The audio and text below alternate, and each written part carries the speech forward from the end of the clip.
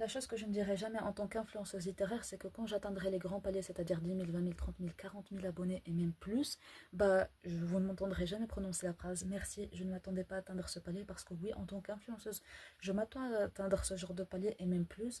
Et aujourd'hui, je vais vous expliquer pourquoi. Mais avant toute chose, j'aimerais préciser que oui, je me suis lancée sur l'aventure Booksta avant tout pour partager ma vie de lectrice, ma passion pour les livres, mes chroniques et tout ce qui est en rapport avec les livres.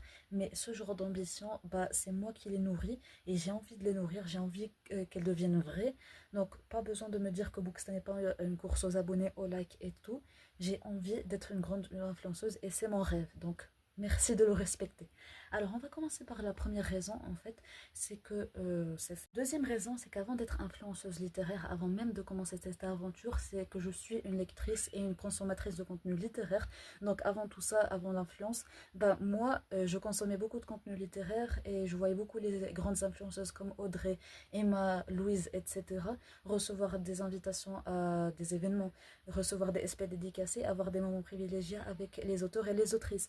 Et moi, personnellement, c'est quelque chose qui me faisait et qui me fait toujours rêver. Et ce genre de moments, bah, en général, ils ne sont pas accessibles aux lecteurs lambda. Donc, en tant que consommatrice de contenu, je ne pouvais pas avoir ce genre de choses et c'était quelque chose que je voulais avoir en fait, dont je voulais profiter. Et c'est pour ça que je veux en fait atteindre ce genre de palier pour pouvoir profiter des événements littéraires, pour pouvoir avoir des moments exclusifs avec les auteurs et les autrices et avoir des SP, genre j'en reçois déjà assez, mais moi j'ai cette ambition d'en avoir encore beaucoup plus. Donc voilà pour la deuxième raison. Et pour la dernière raison, on va dire que c'est une question d'ego, vu que si je me dis que j'ai un nombre d'abonnés que la majorité des bookstagrammeurs francophones, et je précise bien francophones n'ont pas, bah, je vais vraiment regarder le chemin parcouru, les efforts que j'ai mis et tout ce temps, tous ces efforts que j'ai mis bah, avec une immense fierté.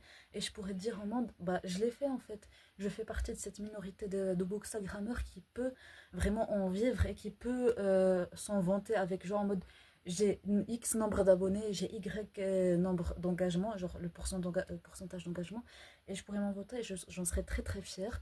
Et quand je dis que je précise le Booksta francophone, parce que le Booksta anglophone, c'est une toute autre histoire avec des 300 000, 500 000 abonnés qui fusent. Donc vraiment, c'est une autre histoire, c'est une autre dimension Booksta anglophone. Donc voilà pour cette petite vidéo, j'espère qu'elle vous aura plu, qu'elle vous aura un peu éclairci les idées vis-à-vis de mes objectifs.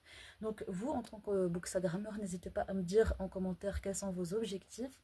Et vous, en tant que lecteur, qu'est-ce que vous aimeriez voir en fait plus de la part des bookstagrammeurs. Et n'hésitez pas à vous abonner pour faire partie de cette immense aventure.